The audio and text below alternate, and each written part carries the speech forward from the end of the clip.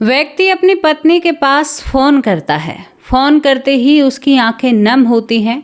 उनकी पत्नी जिनकी उम्र हो चुकी है, तभी वो फोन की दूसरी तरफ से बात करता है, कहता है अपना और बेटी का ख्याल रखना और तुम चिंता मत करना। लेकिन अब मैं इस दुनिया में जीवित नहीं रह सकता। मुझे बेटा हर रोज बुलाने के लिए आता है। हमारा घर संसार उजड़ चुका है। बेटी को उसका पति संभालेगा। तुम्हें भी विश्वास है बेटी ही संभाल लेगी। लेकिन मैं इस दुनिया से जा रहा हूँ। मेरा खुद का किया धरा मुझे जीने नहीं दे रहा है। मेरी उस वक्त की चुप्पी आज मुझे इतने बड़े मोड़ पर लाकर खड़ा कर दिया है कि धर्मपत्नी, मैं यहाँ से वापस लौटकर नहीं आ सकता। दूसरी तरफ से उस मंजर को समझिए आप अपने दिमाग में। दूसरी तरफ से पत्नी गुहार लगा रही है, नहीं आप ऐसा नहीं कर सकते, आप हमें छोड़कर नहीं जा सकते। लेकिन वो व्यक्ति नहीं मानता है। कहता है कि तुम्हारे लिए धन दौलत संपत्ति सब कुछ छोड़ दिया है। पत्नी ने कहा तुम्हारे बिन ये धन दौलत और संपत्ति किस काम की है। लेकिन कहता है कि आखिरी बातें हैं तुमसे मेरी, ये आखिरी बातें, अब मैं तुमसे विदाई लेता हूँ। और फिर उसके बाद जीवन भर उस पति से उस पत्नी की बात नहीं हुई। अब सुनिए जरा, यहाँ पर आपके मन में सवाल नहीं उठा? क्या बात थी? कौन सा किया धरा था? क्या हुआ था उनके जीवन में जो एक व्यक्ति अपनी पत्नी, रोती बिलखती पत्नी और उस बेटी को छोड़कर चला जाता है, जिस बेटी के ऊपर शायद भाई का भी साया नहीं था। ये पूरा मामला बहुत ही रुला देने वाला है।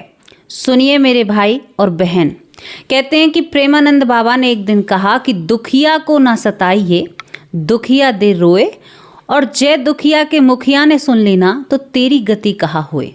आज वही कहानी और इस कहावत को सत्य करने वाली घटना आप लोगों के सामने रखना चाहती हूँ। दिल से सुनना इस घटना को और सोच समझकर अपने परिवार में फैसले लेना। चाहे आप कितने भी बड़े परिवार के मालिक हैं, कितने भी नेता टाइप हैं, लेकिन अपने परिवार को ध्यान से रखना जनाब। सुनना चाहते हो स्टोरी को? चलिए स्टोरी को सुनाने के लिए आपको लेकर चलती हूँ मैं यहाँ पर शाहाबाद में, उत्तर प्रदेश का शाहाबाद, जहाँ पर एक परिवार फलता फूलता है, हंसता खेलता है। एक सरकारी नौकरी करने वाला व्यक्ति, जिसकी पत्नी, जो पत्नी बेचारी बहुत सीधी थी, काम तो ऐसा ही था, लेकिन फिर भी यहाँ पर वो व्यक्ति अपनी पत्नी से बहुत प्रेम करता है। इन पे 2 संतान होती हैं, एक लड़का और एक लड़के। लड़की का नाम रामजीत रखते हैं और लड़की का नाम यहाँ पर ये अपने कहते हैं कि लीला रख लेते हैं। दोस्तों, लड़की का नाम लीला रखा जाता है और लीला और रामजीत दिन पर दिन बड़े होने लगते हैं। अब सरकारी नौकरी के चलते घर में किसी भी चीज़ की कोई कमी नहीं थी। घर में हर चीज़ की सुविधाएं थी और दोनों बच्चों पर बहुत लाड़ प्यार लुटाया जाता था इन दोनों के जरिए। दोस्तों, लीला जो थी वो काफ़ी होशियार और चालाक थी, बहुत तेज तर्राट थी।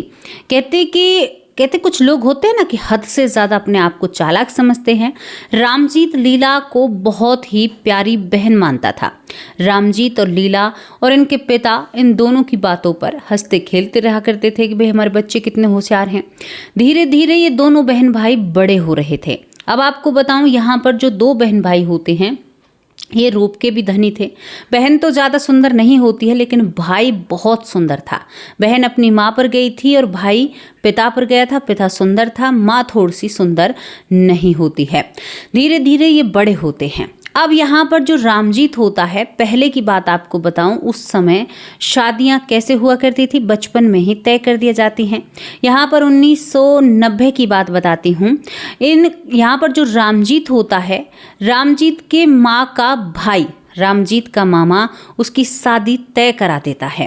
दोस्तों, शादी तय हो जाती है तो छोटी सी उम्र में, महज 12 साल की लड़की कितनी रही होगी, 8-9 साल की, शादी हो जाती है। लेकिन जैसे ही लीला देखती है उस भाभी को तो ये अपना मुंह चढ़ा लेती है, अपनी माँ से गुस्सा करती है। कहती है कि मेरा भैया तो इतना सुंदर है, लेकिन ये लड़की सुंदर नहीं है, इसे हम नहीं रखेंगे। लेकिन माँ ने एक बच्ची की बात समझकर उसको टाल दिया, छोड़ दिया। अब यहाँ पर लीला उससे बड़ी थी, लेकिन लीला की शादी नहीं होती है। उसकी बाल विवाह यानी बचपन में शादी कर दी जाती है। लड़की का नाम आशा होता है। दोस्तों तय हुआ था कि शादी अब कर लेते हैं और आना जाना बाद में कर लेंगे, भाई शादी कर लेते हैं पहले। कुछ वक्त बीतता है, लीला की शादी हो जाती है। ऐसा समझौता हुआ कि लीला की शादी में लड़की बस एक बार आती है, जब भी वो ज़्यादा बड़ी नहीं थी, बच्ची ही थी। अब यहाँ पर ये धीरे धीरे जब बड़े होते हैं तो रामजीत जब 18 से 19 साल का होता है, उस वक्त उस लड़की का और उस लड़के का गौना यानी एक तय हुआ समय पूरा हो जाता है। अब सुनिएगा इस घटना को ध्यान से। लीला जो होती है यानी जो ननद बन रही है, उसे ये बात सही नहीं लगती है। माँ जो खुशियाँ मना रही है कि बहू का गौना कराऊंगी, ये सब कुछ कराऊंगी, घर में आएगा, सब खुश थे। यहाँ पर रामजीत के पिता भी खुश थे, लेकिन एक बहन की बातों को सुनकर रामजीत थोड़ा सा बदल चुका था। अब यहाँ पर आशा का गौना करके इस घर में लाया जाता है। आशा का गौना करके जब लाया जाता है तो बहन ने भाई के कान भर दिए थे कि तुम आशा के पास नहीं जाओगे, वो तुम्हारे मुकाबले सुंदर नहीं है, तुम्हारे वो लायक नहीं हैं, यानी वो हमारे घर के लायक नहीं है। जैसे तुम खूबसूरत, हम पैसे वाले, वो तो कुछ भी नहीं है हमारे सामने। तो रामजीत इसी बात को समझ जाता है और वो अपनी उस पत्नी के पास ही नहीं जाता है, क्योंकि उसके अंदर कोई भावना नहीं होती है। यहाँ पर जो मैं आपको बताऊं, आशा जो होती है पूरी रात भर सुहाग की सेज पर अपने पति का इंतजार करती है, यानी जो रामजीत होता है, लेकिन रामजीत नहीं आता है।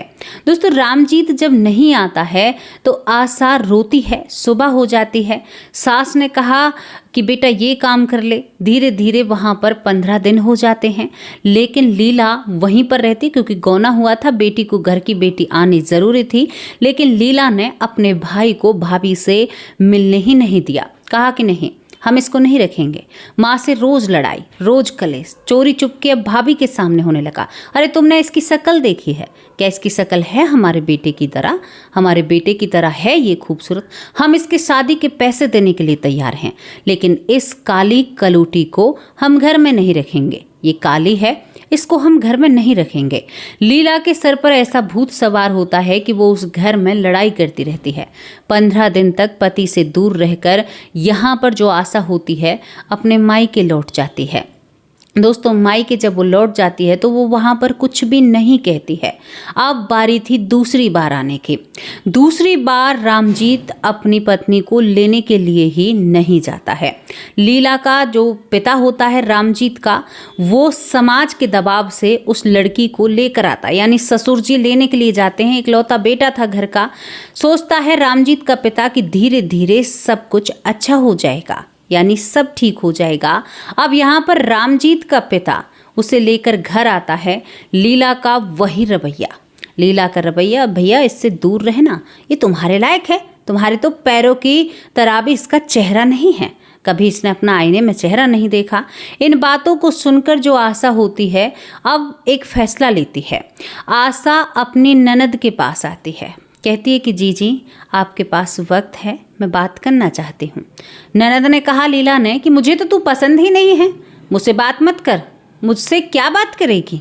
मुझे तुझसे कोई बात नहीं करनी। तभी आशा लीला के पाँव पकड़ लेती है। जी मुझे थोड़ी देर बात करनी है, बस थोड़ी सी देर। दोस्तों यहाँ पर आशा जो होती है अपनी झोली ननद के सामने फैलाती है। जी ये मेरी झोली है और अपना भाई इस झोली में डाल दो। मैं उसके साथ सुहागन बनकर रहना चाहती हूँ। मैं इस समाज में ये नहीं कहलवाना चाहती कि देखो जीते जी पति को छोड़कर यहाँ पर आई है। क्या बात है, कोई तो खोट होगा, कोई तो अवगुण होगा। अब मैं जैसी भी हूँ, मैं बहुत सज सवर कर रहा करूँगी। आपके भाई को रिझाने में कोई भी कसर नहीं छोड़ूंगी, लेकिन मेरे साथ ऐसा अन्याय मत करो जी। तुम भी पति वाली हो, मुझे क्यों दूसरे की ब्याहता बनाने के लिए तुम इस तरह की बातें कर रही हो? जी मैं रोते हुए और वो पैरों में गिर पड़ती है। जी मेरे घर संसार को मत उजारो, मेरे माँ बाप गरीब हैं, मैं यहीं पर रहना चाहती हूँ, मुझे आपके पैसे से कोई मतलब नहीं है। आप जैसे अपने पैसे को रखना चाहें ऐसे रख सकती हैं। पता है आपको लीला ने क्या कहा? लीला पलटती है, कहती है पैरों से दूर हट जा, हकीकत और सच रख रही हूँ आपके सामने। कहती है पैरों से दूर हट जा, काली कलूटी, तू मेरे भाई के बराबर बैठने लायक भी नहीं है। तू मेरे और मेरे भाई के बीच में दरार पड़वाना चाहती है। तू चाहती है कि मैं अपने ऊपर आरोप लूं। हम तुझे रखना ही नहीं चाहते, हमें तू पसंद ही नहीं है। ये बातें आशा जब सुनती है तो आंखों से नीर बह रहा था। दोस्तों, दूसरी तरफ तभी यहाँ पर जोर जोर से लीला कहती है, मेरे और मेरे भाई के बीच में फूट पड़वाना चाहती है। तभी रामजीत आता है और रामजीत आशा को एक तमाचा रखता है। क्या कह रही थी मेरी बहन से? पैसों के बारे में बात करेगी। हमारा खानदानी पैसा है, तुम्हें क्या लेना? तुम्हें क्या लेना इन सारी चीज़ों से? मैं तुम्हें पसंद नहीं करता। जब आशा इन सारी बातों को सुनती है और उसने 15 दिन पहले देख लिया, शादी को काफ़ी वक्त बीत चुका था। आशा गुड्डे गुड़िया से जब खेला करती थी तो रामजीत को ही गुड्ढे में पाया करती थी, घर में रट लगाया करती थी। तो आशा पढ़ी लिखी भी नहीं थी, यानी पढ़ी लिखी नहीं होती है। ये सब कुछ देखकर आशा ने तय कर लिया था कि मेरा जीवन यहाँ पर नहीं है। आशा ने आखिरी बार कोशिश करी और अपने पति से कहा, मेरी गलती क्या है? मेरी गलती क्या है? आप बारात लेकर गए। तभी रामजीत ने कहा, उस समय मुझ में समझ नहीं थी। मुझे पता होता कि आप ऐसी हैं तो मैं आपसे शादी कभी नहीं करता। आशा ने दुपट्टे का पल्लू समेटा, ससुर जी से कहा कि पिताजी, मेरा जीवन अब कौन फैसला लेगा? मैं ना ब्याहता रही, ना मैं बिना शादी के रही, ना कुंवारी रही। अब मेरा क्या होगा? ससुर जी चुप हो जाते हैं। यानी फिलहाल अब की जो गूंज थी लीला की, लीला ने एक लीला रचती थी। सास भी और ससुर भी बेटी के हंग में थे। दोस्तों, यहाँ पर जो अंत होता है ना, आशा ने कहा कि अब जब मुझे कोई लेने के लिए आएगा, मैं दोबारा इस घर में नहीं आऊँगी। आप लोग जैसे फैसला करना चाहते हैं। लेकिन तभी 3 दिन बाद ही उसका भाई लेने के लिए आता है। खबर पहुंचवाती है आशा। पढ़ी लिखी भले ही नहीं थी, लेकिन उसके अंदर समझ भरपूर थी। इसके बाद लीला बिल्कुल एकदम, जब भाभी आती थी जब ही ससुराल छोड़कर वहाँ पर आ जाया करती थी। अब दोस्तों, यहाँ पर आशा के भाई जब आते हैं तो आशा अपने भाई से बात करती और कहती है कि भैया, लटने या गुथने में कुछ नहीं रखा इन चीज़ों में। मुझे अब यहाँ पर नहीं रहना। उस पति के साथ मैं कैसे रह सकती हूँ जो मुझे पसंद ही नहीं कर सकता? उस परिवार के साथ कैसे रह सकती हूँ जो मेरी खूबसूरती और या काले गोरे का भेद समझ रहे हैं? ना लड़ना है ना गुथना है। अपना फैसला कीजिए भैया, दोबारा नहीं आऊँगे। दोस्तों, तभी चौखट पर खड़ी होकर आशा कहती है कि जीजी, मेरा घर टूट गया, मेरा घर उजड़ गया। कहीं ना कहीं कारण तुम बने हो। दिल से दुआ देकर जाती हूँ। जो मैं भुगत रही हूँ उससे ज़्यादा तेरी आंखों में आंसू हूँ। बद्दुआ नहीं है जीजी, दुआ है।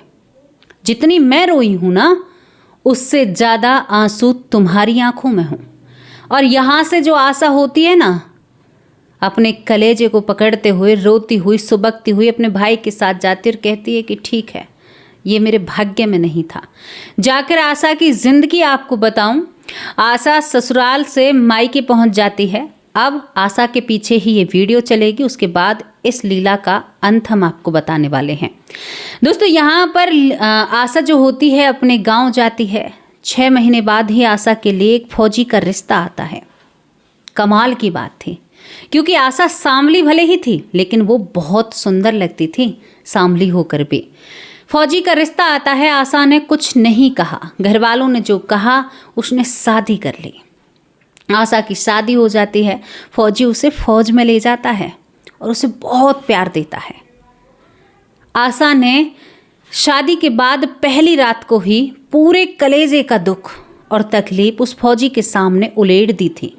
उसी दिन उस पति फौजी ने फैसला कर लिया था, जो सुख, जो चीज़ें तुम्हें नहीं मिली, क्योंकि वो शादी होकर भी किसी ने उसके तन को छुआ नहीं था। दोस्तों, यहाँ पर मैं आपको बताऊं, आशा का पति उस पर बहुत प्यार निछावर करता है, बहुत लाड़ दुलार करता है। माँ से भी एक शब्द नहीं कहने देता है। कहता है कि मेरी आशा जैसी कोई भी नहीं है। और आशा आज भी बहुत अच्छा जीवन जी रही है। आज भी उसके बच्चे, परिवार फल फूल रहा है। चलिए अब लीला के परिवार की तरफ आपको लेकर चलती हूँ। करनी का फल सबको मिलता है, चाहे कोई प्रधानमंत्री है या कोई फकीर है या कोई भिखारी है। अब आपको लीला के भाई और परिवार की तरफ लेकर चलती हूँ। लीला जो अपने काम में या अपने किए हुए कर्म में कामयाब हो जाती है। लीला अपने भाई के लिए लड़कियां तलाशती हैं। भैया रिश्तों की लाइन लगी हुई थी, कहीं पर कुछ कहीं पर कुछ। एक सुंदर सी लड़की मिलती है, तेज तर्राट, चालाक, पढ़ी लिखी, गोरी चिट्टी जैसी लीला को अपने भाई के लिए पत्नी चाहिए थी। दोनों बहन भाई उसे देखने के लिए जाते हैं। भाई को एक नज़र में पसंद आ जाती है। घर आते ही कहता है कि बहन शादी करूँगा तो इसी से करूँगा। लीला हाँ भैया बहुत सुंदर है, भाऊ जी तो बहुत प्यारी हैं, इसी से विवाह रचाएंगे। दोस्तों यहाँ पर वो बाप जो मौन था वो भी हंसी खुशी अब तो स्वापा बांधकर बेटे की शादी में जुट जाता है। दूसरी बार उस लड़के की शादी हो रही थी 23-22 साल की उम्र में। शादी होती है। यहाँ पर शादी जब धूमधाम से की जाती है, उसके बाद वो जो सुंदर पत्नी थी वो घर में प्रवेश करती है। जब सुंदर पत्नी घर में आती है तो रामजीत फूला नहीं समाता है। अरे उसके लिए तो जो मांगे वो ला कर दे, चांद तारे तोड़ कर कहे तो चांद तारे ही ला कर देगा। बहुत लाड़ दुलार, पहली रात को ही उसके सामने पूरी बातें और बात और चीत और इतना प्यार। लेकिन जो सामने वाली थी ना, जिसका नाम मैं आपको बताऊं कुसुम था, कुसुम बहुत तेज थी। इतनी तेज थी कि वो इंसान को इंसान नहीं। और एक और बात आपको बताऊं, मजे की बात, कुसुम के 3 जीजा 3 बहन थे। ये हकीकत बता रही हूँ, किसी के परिवार की कहानी है। 3 या 4 जीजा उसके होते हैं। अब यहाँ पर क्या होता है कि ये सारी चीज़ें जब होती हैं तो कुसुम जो होती है, कुसुम चरित्र की सही नहीं थी। पहली बात, कुसुम आते ही काम ना करे। सास जो बेचारी पहले से ही लाचार थी, थोड़ी सी ऐसी थी, कम काम करती थी, तो घर में लड़ाइयाँ शुरू। कुसुम ने कहा कि भैया मैं तो बिस्तर पर ही खाना खाऊंगी, मुझे क्या मतलब, तुम्हारी माँ बीमार है, तुम्हारी बहन ऐसी। अरे ननद के तो वारे के न्यारे कर दिए। ननद आई, कहा कि जी अपने घर में चलाना अपनी दादागिरी और अपनी पंचायत अपने घर में झाड़ना।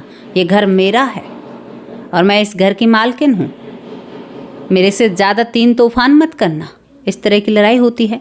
लीला देखती रह जाती है, भैया ये क्या हुआ, कहाँ वो और कहाँ ये।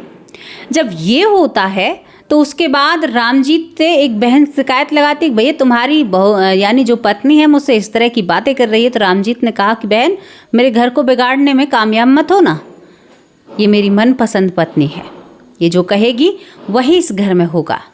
लीला समझ जाती है, तुरंत अपना बैग पैक करती है और पहुंच जाती है अपने ससुराल। धीरे धीरे वक्त बीतता है। लीला की भाभी गर्भवती होती है।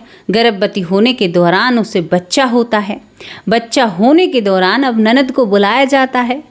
भैया ननद को बुलाया जाता है। छठी से पहले जब लीला आती है अपना बैग पैक करके, अरे मैं तो जापा करूँगी, ये करूँगी, तो वो देखती है उसके घर पर काफ़ी भीड़ जमा है।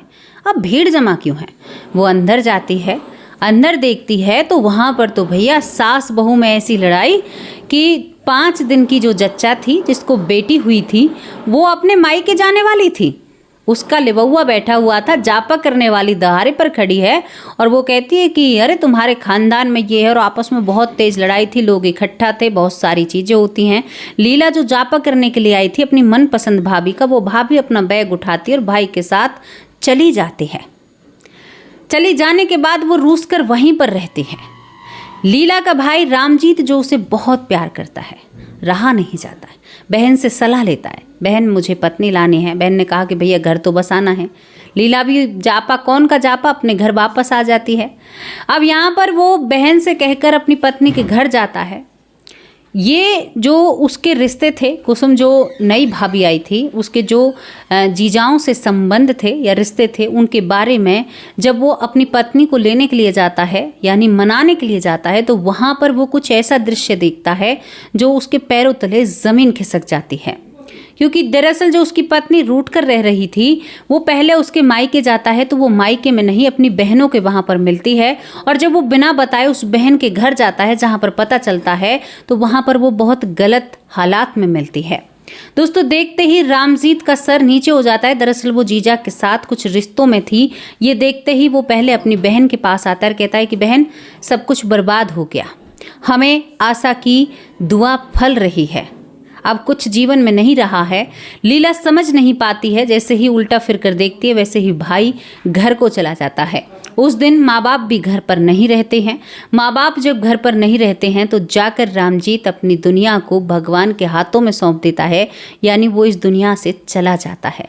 बहन रोती है, बिलाप करती है। फेवरेट भाई, एक भाई था, इतना प्यार था, बड़े दहाड़े मार मार कर ये परिवार रोता है, लेकिन सब कुछ लुट चुका था क्योंकि घर का एक लौता बेटा था, क्योंकि ये दोनों बहन भाई होते हैं। ये तांडव यहीं पर समाप्त नहीं होता। वो अपनी बेटी को लेकर यहाँ से चली जाती है, जो अपने जीजाओं के पास रहती थी। ये सब कुछ वहाँ पर हो जाता है। उसके बाद 2 साल तक वो पिता हर रोज अपनी पत्नी से कहता है, यानी रामजीत का पिता, मुझे रामजीत दिखाई देता है, कहता है कि बाबा मेरे पास आ जाओ, मैं अकेला यहाँ पर रह रहा हूँ। यानी उसकी आत्मा उसे नजर आती है। और एक दिन रामजीत का पिता एक कड़ा फैसला लेता है। कहता है, कहीं पर खड़ा था, अपनी जीवन लीला को समाप्त करने वाला था, एक फ़ोन पत्नी पर किया, बेटी पर किया और कहा, मुझे माफ़ कर देना, मैं अपने बेटे के साथ रहना चाहता हूँ। मेरे जिगर का टुकड़ा चला गया। एक नारी के साथ जब अन्याय हुआ उस वक्त मैं मौन था। अगर घर के बड़े की तरह मैं उस वक्त बोलता तो शायद आज हमारे घर का ये अंत नहीं होता। मैं नहीं रह सकता, हमने किसी के साथ गलत किया है। जिस तरह से वो रोती हुई गई, जिसका कोई कसूर नहीं था, हमारा बेटा चला गया, हमारी दुनिया चली गई। भाग्यवान तुम अपना वक्त, अपना टाइम ठीक से गुजारना। और दोस्तों यहाँ पर फिर क्या होता है, वो व्यक्ति अपने जीवन को भगवान के हाथों में, यानी भगवान के घर चला जाता है अपने हाथों से। इस परिवार के सभी मर्द जा चुके थे, एक माँ और एक बेटी रह जाती है। लुट गया था ये परिवार, लूट लिया था प्रकृति ने और भगवान ने इसको, क्योंकि इन्होंने भी तो किसी के साथ गलत किया था। दोस्तों इस घटना के बारे में आपकी क्या राय है, अपनी राय कमेंट बॉक्स में ज़रूर लिखकर भेजना। कहते हैं ना कि हाय बुरी गरीब की, और जो प्रेमानंद महाराज वाली बात है कि दुखिया को ना सताइए, दुखिया दे रोए, और जय दुखिया के मुखिया सुन ले तो तेरी गति कहाँ होए। तो प्रभु के घर देर है अंधेर नहीं है। दोस्तों यहाँ पर ये कहानी का अंत होता है। ये कहानी हमें साझा की है, जिसने भी साझा की है, इनमें बहुत सारी चीज़ों में हमने नाम या नहीं बताए हैं। लेकिन आप क्या कहोगे इस घटना के बारे में, क्या सोचते हो? प्रकृति हिसाब करती है, हिसाब की बहुत पक्की है जनाब। वो किसी का हिसाब किताब चुकता या अपने पास नहीं रखती है, सबका हिसाब किताब एकदम सही करती है। चलिए आप लोगों से अब विदा लेती हूँ। इस घटना के बारे में जो भी राय है अपनी राय कमेंट बॉक्स में लिखकर ज़रूर भेजना। फेसबुक पर हमारा परिवार बहुत प्यार दे रहा है, यूट्यूब परिवार भी प्यार दे रहा है। दिल से धन्यवाद आप सभी का। थैंक यू मेरे प्यारे परिवार, थैंक यू। नमस्कार, जय हिंद, जय भारत।